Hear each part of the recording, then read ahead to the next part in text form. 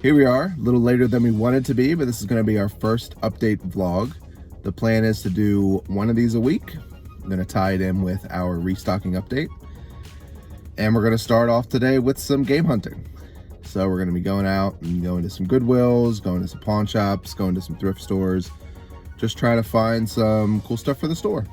Obviously some games, we can find some controllers, maybe some cool decorations, video game, Pokemon theme, stuff like that. So, here we go.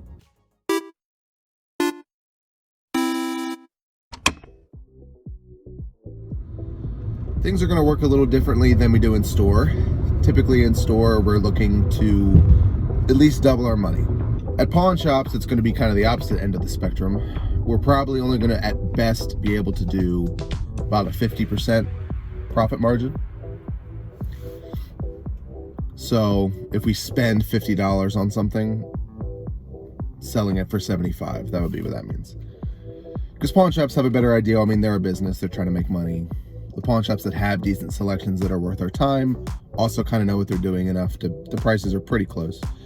But you can negotiate and make some good picks and then get pretty close. So the goal for the whole day, everything averaged out, we're looking to do 50% return. So make half of what we spend in profit. Make sure you stick around for the end of the video, because in addition to everything that we get today, we're also going to be showing our full restock for the week. Wednesday is stocking day. So everything that came in between last Wednesday and this Wednesday, everything that came in from the last week is going to go on the shelves that day. And I'll give you a nice overview of what we're putting out there. I'll highlight the cool stuff. It'll be great. A lot has changed in the store since we did the virtual tour. We knew that was going to happen. We kept trying to put it off so that things would be pretty close to how they're going to be for a while. But the reality is, as my employees will tell you, I'm not really happy unless things are changing. So I'm always adding new stuff. I'm always trying to improve things. I'm always trying out new things. So it was just unavoidable that we were going to make some significant changes right after the tour. So to update you guys, we've added a few new sections. We rearranged some stuff. We added a Pokemon Plush and Amiibo and Skylanders section. This has been super popular already. So we have the large 8-inch plushies are $19.99. We have the smaller little keychain guys that are 3-inch. They're $12.50. And then, of course, we have a bunch of Amiibos. So we have a lot of the common ones you'll see, but we've also been getting some of the Zelda ones in that are very popular and high demand because of the Tears of the Kingdom. So we keep trying to bring them in, and they keep selling almost instantly. They're all available on the website as well, so you can go and check those out. And if you are locally, you can order stuff for pickup for free on the website. There's no extra charge, and we'll hold it for you. So if there's an Amiibo, it's been happening a lot, that you really want to get, or anything else, you can head over to pstg.store and check out what we got. Link's also in the description. In addition to the plush and Amiibo section, we also have added our cables, third-party cables and accessories. We've had a lot of these for sale already, but it was just in extra bins in the back and you had to ask for them. We talk a lot in the store about interactions with customers that are high friction, and we try to solve that and make it better. So an example of something that's high friction is something's not out on the floor for display, and the customer has to ask if we have it in the bag. There's going to be people that are shy and don't want to ask. There's going to be people that don't want to sound annoying. There's going to be people that assume that, well, if it's not out here on display, they just don't have it. So we're happy to get these out there now. Everything's priced out. You don't have to ask if we have it. You don't have to ask what the price is. They come in these nice boxes that hang really well. They look pretty cool. They give information for what system it is and how you can use it. So really happy to have it out there. Also already seen a lot of success. So people are pretty interested in that as well. We've also made some changes to our display cases. Nothing major. Everything's pretty similar. The main one's going to be the first display case when you walk in. That before was all Sega. We've kind of condensed the Sega selection so that we could put Switch up there. I didn't like that Segas are least popular system, just genre, really. Everything Sega doesn't do awesome. So I didn't love that it was the first thing you would see when you walk in the door. I didn't want to reshuffle everything because I like everything else. But we wanted to dedicate a place for Switch because they were kind of just mixed in with everything else. We also got a huge Dreamcast selection in that's really fleshed out the Sega display case, so it has some pretty cool picks in it as well. Here we are at the pawn shop. Usually I can get some good consoles and occasionally some decent games. The games are going to be only maybe $10 to $15 profit, but if it's like GameCube stuff or Switch stuff or stuff I really want, then it's worth it. So I'll show you guys soon.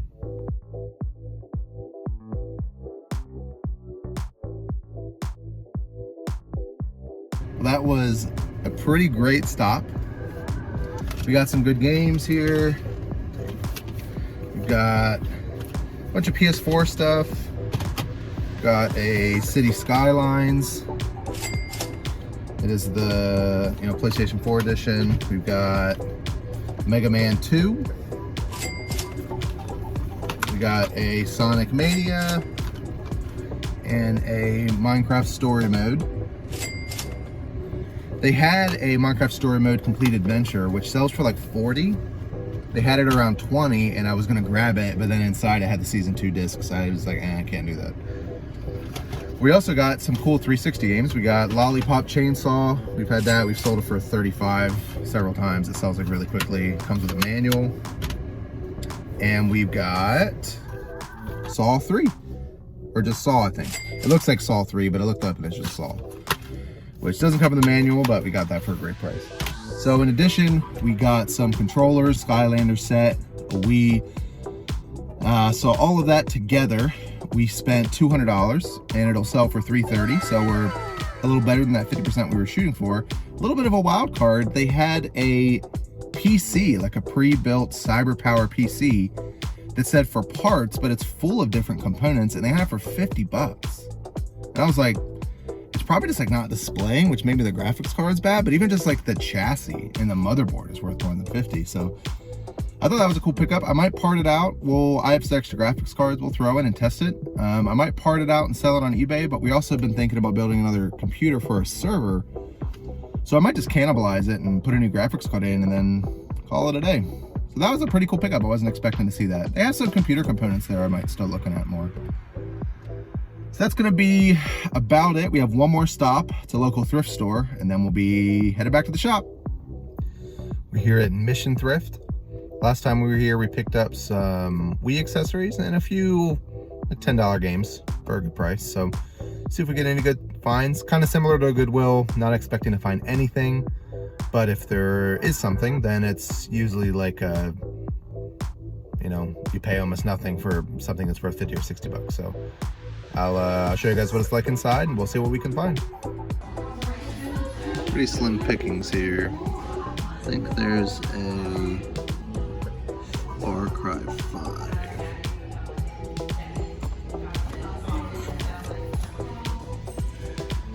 For $1. Might be able to pick that up. Yeah, so we only came away with the Far Cry 3.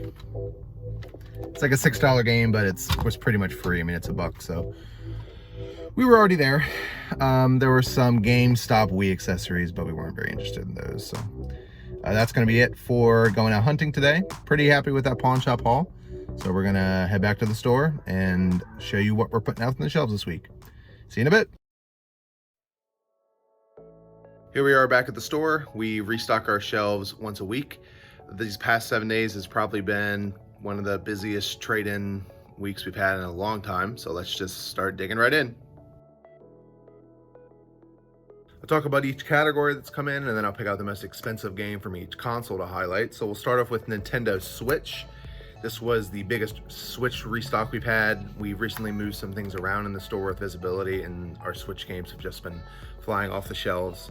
So we've been happy to get some more in. The most expensive game we have in is Super Mario 3D All-Stars. This game's really shot up in price. I think it was just a pretty limited production, and there's not a lot of physical copies. So we've seen it almost double in price in the last year. We have a lot of other really great titles, Super Mario Odyssey, Super Smash Brothers, a lot of popular Zelda games and Pokemon. So just a lot of great picks coming in from the Switch catalog. Next, we have some of our older Nintendo games, Super Nintendo and NES. Wasn't a huge haul, but some heavy hitters on those. For NES, we just have a good old classic Zelda cart. Has some black specks on it, but it's still in pretty good shape. And then we have Legend of the Mystical Ninja. That's a pretty good one, in really good condition. And another rare one, Pocky and Rocky, also in really good shape. So some pretty cool titles. We haven't seen either of those before, so it's always nice to get stuff we haven't had. Moving on to Nintendo handhelds, just some Pokemon games to highlight. Pretty common to see, but at the same time, they're very sought after, so they sell out very often. So we have a restock of Pokemon Emerald. Label's in really good shape. Pretty happy with that. We replace all the save batteries on Pokemon games. Pretty much any older Game Boy games that have a save battery, we go in there and replace them. We also have a in-box copy of Pokemon Black version 2. It is missing the manual, I believe. Yeah, so no manual, but cart's in really good shape. I'll get that up there for you. Come on. Yeah. But yeah, just a lot of Pokemon games and some classic titles for the handhelds.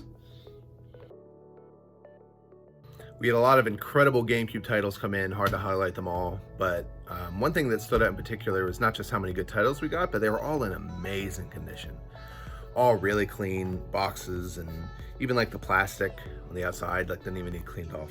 But the two most expensive ones, we have a tie. We have F-Zero GX. It's a pretty rare one. Comes with a manual, everything's in really good condition. And then also a personal childhood favorite of mine, Kirby Air Ride. Also in the box with manual, and this one's not even the player's choice one, so I'm sure those are not going to be here for very long. Finishing up Nintendo, we have Wii, Wii U, and then some complete in box NES games. Nothing too crazy. The most unique one for Wii we have is this Poke Park Pikachu's Adventure. It's another one we haven't had. I've never seen this one before. But a nice little $30 game missing the manual, so pretty good title. And then for NES, we have this complete in-box Final Fantasy. This is a pretty cool one. The box is a little beat up, nothing too terrible. The card inside is a little yellowed, but the manual is all in good shape. So we're just gonna hang on to it. I have it priced a little low for being complete, and then if we ever get another cart that's in better condition while it's still in stock, we'll just swap that out. All right, with PlayStation, we didn't get too much that was very unique. We did get this Silent Hills Origin for PSP. PSP doesn't do super well for us, but some of the more harder to find games are still nice to have. For PlayStation 3, this isn't an expensive one, but we just got this cool, it's Black Armor Edition, Dark Souls 2. But it's a cool steelbook. So it actually looks like really cool. And like if you can tell, the front is like, it like sticks out some. Actually I really like that. So that one was really cool. But for PlayStation 4, we had a very expensive game. It just doesn't happen very often. Actually, the most expensive game in the whole trade-in was Godzilla for the PlayStation 4. My understanding is there were licensing issues, so this was only manufactured for a short period of time and then was never made on the PlayStation 5. So this is the only way to play it, and it goes for a pretty penny. So that was really cool. And finishing up our games, we have Saw for the 360, which we saw earlier from the Game Hunting. And we just got a copy of Elden Ring for the Series X. Elden Ring doesn't stay very long. You've seen a lot for PlayStation 5. This is the first time we've had it for Series X. We think it's probably because with Xbox, more people play Game Pass and online. So there's just not as many physical copies. But nice to get good Series X games in as well. To finish things off, we have some random accessories and attachments, and then our handheld systems. We don't go over just the normal consoles that come in because we have gotten to the point where we almost always have everything in stock. So it's not really news when we get some in. Got a bunch of consoles in this week, like one of everything for the most part. But we got a Game Boy player. It's been a while since we've had one. It's in pretty good shape. They tend to be a little scratched up sometimes. But most importantly, the disc. The disc we don't get very often at all. We probably only had it like 2 or 3 times since we've opened. So that, again, not gonna last very long. I'm sure someone is gonna snag that as soon as they see it. Lastly, we have just some Nintendo handhelds. We do have a 101 Advanced SP. We don't get those in very often either. 3DS, some more DSs, and then we do have a restock of PSPs. We've been out of those for a while, all in really good shape and tested and ready to roll. And the last thing to go over today, we have a few Amiibos. So, you know, a big part of what we wanted to do with Amiibos is I started off and bought some lots with the hope that once people saw we were selling them, they would start bringing them in. So these are all Amiibos that have just come in organically. I didn't go out and find these. Just some Zelda restocks, but we also got some new ones that haven't been opened. So we've got Charizard, Corrin Player 2, Fire Emblem. We got the Steve and Alex from Minecraft. That one was funny to me. And then lastly, we have Raisewing Ratha from Monster Hunter. So that's going to be about it for us for today. We're going to plan to do this once a week. It's going to come out pretty shortly after the update. So be sure to drop a subscribe, give us a like, comment if there's something that you want to see. If there's a particular game you want us to keep an eye out for and try and get for you guys in a future update. But really appreciate you coming. Hope you had a good time. We'll see you next time.